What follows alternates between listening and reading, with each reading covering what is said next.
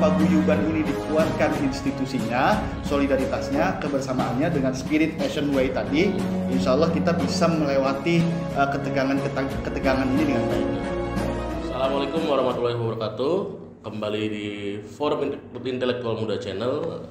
Pada siang hari ini kita akan membahas sebuah isu yang sangat menarik soal dinamika di ASEAN.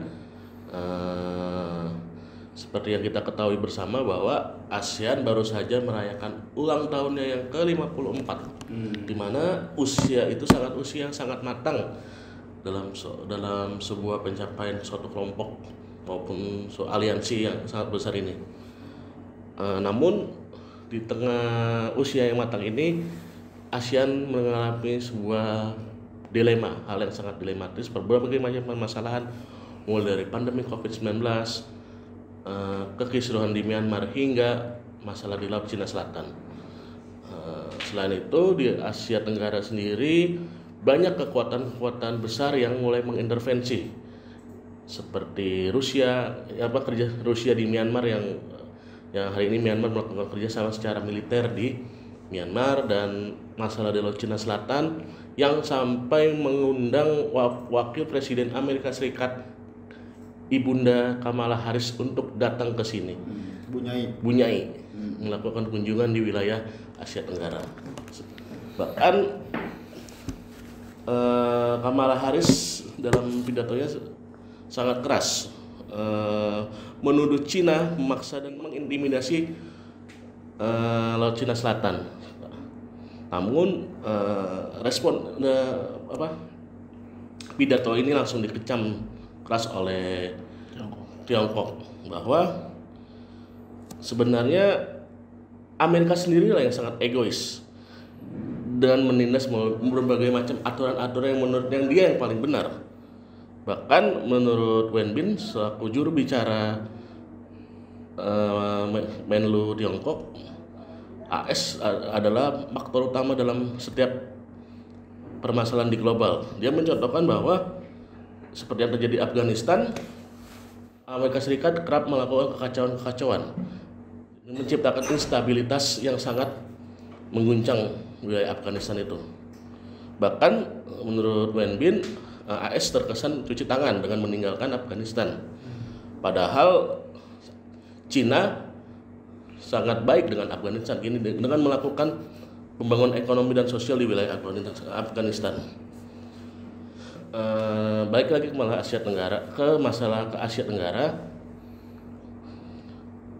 Negara-negara kekuatan besar juga sangat mengincar Asia Tenggara sendiri, di ASEAN sendiri, karena Asia Tenggara adalah sangat memiliki potensi besar dalam bidang ekonomi. Menurut Kepala Kebijakan Luar Negerinya Uni Eropa, Josep Borrell, menyatakan sebanyak 40% perdagangan Uni Eropa melewati jalur Laut Cina Selatan di sebagian besar wilayah Asia Tenggara. Maka dari itu Uni Eropa juga memiliki kepentingan dalam menjaga perdamaian di kawasan Laut Cina Selatan itu sendiri. Nah, melihat dinamika yang terjadi, bagaimana negara-negara ASEAN dapat menjaga stabilitas ini di tengah gempuran-gempuran kekuatan besar ini? Menurut saya perlu adanya sense of belonging di antara negara-negara ASEAN untuk merajut itu semua. Menariknya, ketika sebelum kedatangan Kamala Harris di Vietnam, Perdana Menteri Tiongkok, Vietnam memberikan statement bahwa Vietnam tidak akan mengikuti aliansi yang dibangun oleh Amerika Serikat. Tapi ketika Kamala Harris datang ke Vietnam, disambut yang sangat meriah, kasih karpet merah. Jadi bingung juga di Vietnam, di negara-negara Asia Tenggara juga sepertinya sudah mulai dewasa untuk menyikapi dua kekuatan besar ini.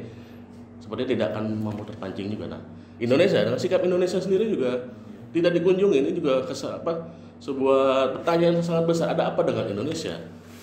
Kenapa tidak? Padahal Singapura ke Indonesia cuma 2 jam lah. Kalau Kamala Harris pengen ke Batam kan, mampir dulu lihat HP, lihat barang elektronik yang murah-murah itu kan.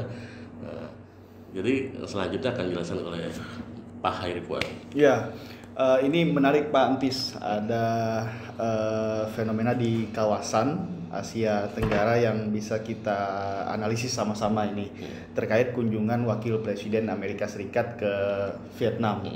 Nah, memang banyak pertanyaan ini kan dari publik, kenapa Indonesia ini semacam dilongkap gitu ya. Padahal kata juru bicaranya Kamala Harris, jadi Amerika akan membangun kemitraan strategis dengan negara-negara di Asia dan juga di Asia Tenggara, dan akan bertemu dengan orang nomor 2 di setiap negara. Seandainya Indonesia nggak dilongkap ini, ya nggak dilewatin, ya mungkin Kamala Harris akan bertemu dengan Wakil Presiden kita, Profesor Dr. Kiai Ma'ruf Amin. Nah, tapi ada fenomena menarik, kenapa ini Indonesia nggak dijadikan destinasi kunjungan dari Presiden Amerika Serikat?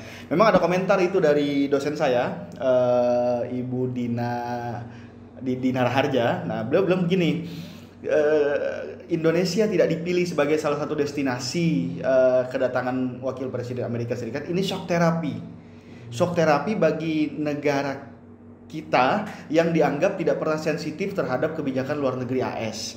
Ini alasan utamanya, katanya shock terapi. Alasan kedua ada alasan teknis juga sebetulnya. Kan kawan-kawan kita yang mau jadi dubes itu kan beberapa waktu yang lalu kan di fit and proper test tuh di DPR RI ya, di DPR. Tapi sampai hari ini kan Amerika Serikat kan yang ditugaskan oleh Presiden Jokowi adalah Mas Rosan Ruslani tuh, ketua Kadin tuh, kepala Kadin. Nah, sampai hari ini belum mulai bertugas. Belum di-accept. Ya belum, ya kan, belum. Artinya ada kendala teknis juga dalam konteks hubungan diplomatik Indonesia dan Amerika, karena dubesnya masih kosong ini. Nah, ini kata Bu Dina. Tapi menurut saya dengan adanya situasi dilema semacam ini, fenomena di regional di kawasan ini adalah momentum bagus lagi ini untuk ASEAN untuk melakukan penguatan institusi regional ini, ya, untuk kembali melakukan konsolidasi ulang lah dengan negara-negara di ASEAN. Karena saya optimis ya, Pak Antis, optimis dari sekian banyak organisasi di kawasan. Ya, ASEAN ini termasuk yang sangat matang, stabil, matang, dan punya konsep. Ada yang dinamakan dengan istilah Asian Way itu. Apa itu? Ya, Asian Way itu begini, jadi ASEAN ini punya prinsip yang dipegang sama-sama. Yang paling dominan itu 2. Yang pertama prinsip non-interference dan non-intervention. Ya, non-interference itu tidak saling mencampuri dan tidak saling mengintervensi satu sama lain. Yang kedua dispute settlement by peace. Ya, penyelesaian sengketa dengan cara damai. Nah, inilah yang membuat negara-negara ASEAN ini bisa survive, bertahan di tengah kekuatan-kekuatan besar. Karena kalau kita mau jujur, berapa banyak negara di tanah Asia ini yang dijadikan battleground, yang dijadikan medan pertempuran oleh negara-negara besar, negaranya luluh lantak. Kalau negara-negara ASEAN kan menari-nari lah, ya kan, masih bisa melakukan negosiasi dengan negara-negara besar itu. Nah, karena apa? Karena kita punya Asian Way itu. Memang oleh negara Barat Asian Way ini dikritik nggak jelas, inkonsisten, ya kan? Tapi menurut saya inilah cara terbaik ya untuk mengakomodir situasi dan kebutuhan kawasan.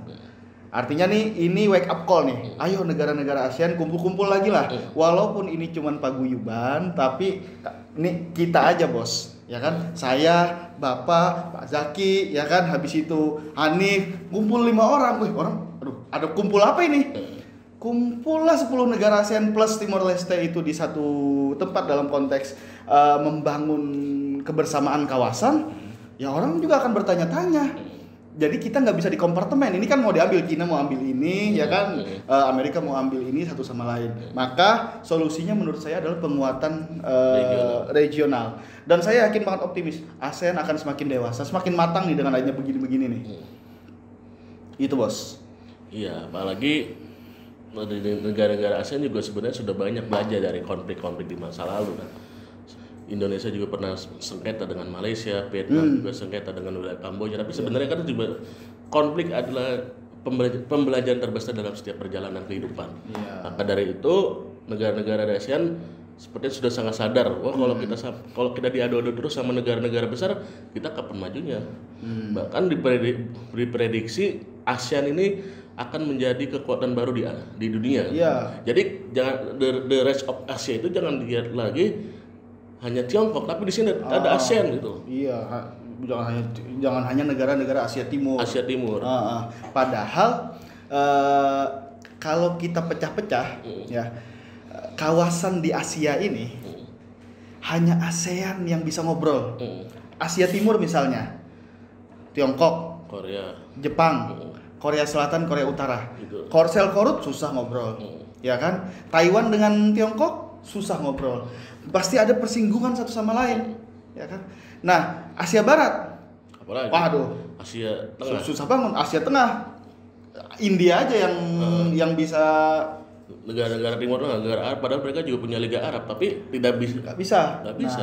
Nah, ASEAN ini mungkin ini karakteristik masyarakat masyarakat tropis ini toleransi tinggi. Jadi setegang apapun tetap prinsipnya dispute settlement by peace. Penyelesaian sengketa dengan cara damai. Ini kita ngotot ini aja terus kita pakai. Yang menarik, Vietnam secara mendasar memang secara wilayah konflik dengan Tiongkok, tapi mereka kerjasama ekonomi jalan terus. ASEAN makin dewasa. Akan masih dewasa. Karena apalagi melihat situasi pandemi saat ini, yang dibutuhkan bukan rivalitas tapi solidaritas, kebersamaan, kerjasama. Makanya itu kan agenda dari Kamala Harris itu kan sebetulnya grand design-nya tuh 3. Yang pertama regional security. Nah, ini sebetulnya agenda utama nih, keamanan regional kita itu menjadi agendanya Amerika katanya kan. Padahal kita sedang diusahakan oleh Amerika untuk menjadi proksinya mereka, menjadi aliansi mereka. Yang kedua adalah pandemic settlement, penanganan pandemi. Yang ketiga climate change. Belokin aja, kita ngobrol yang ini aja gitu loh. Ya, daripada kita terjebak dalam pertarungan para gajah itulah. Indonesia juga sebetulnya tidak tegang juga dengan Amerika Serikat. Nggak tegang. Buktinya kemarin habis melakukan latihan bersama Garuda Shield sebagai latihan terbesar yang pernah antara angkatan darat Amerika dengan angkatan darat Indonesia. Itu semakin solidaritas kita. Jadi ya intinya udah semakin dewasa lah, nggak gampang dikomporin lah sekarang. Kita optimis lah. ASEAN akan bisa tampil di panggung internasional dengan kepala tegak.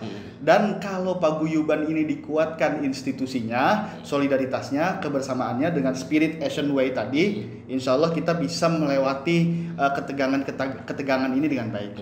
Jadi membantah tesisnya Bang Andi Wijayanto ketika saya mengikuti diskusi di UIT pada tahun 2012, Bang Andi menyatakan bahwa bila konflik di Asia Pasifik ini tidak dapat dihentikan, disinyalir wilayah Asia Tenggara akan menjadi ring tinjunya. Sepertinya ini akan jauh dari kenyataan karena semakin kuatnya Asia Tenggara. Jangan sampai karena perang di Laut Cina Selatan menjadi meluluhlantakkan semuanya peradaban yang sudah dibangun selama lebih puluhan tahun ini. Jangan remehin paguyuban bos. Ini kecil-kecil juga lumayan bos. Cuma 10 negara tapi bisa bikin pusing. Uni Eropa, Rusia. Mereka udah sering masuk lewat ini tapi susah juga. Nggak bisa dikompartemen. Oke, cukup. Makasih. Terima kasih atas perhatiannya. Wassalamualaikum warahmatullahi wabarakatuh.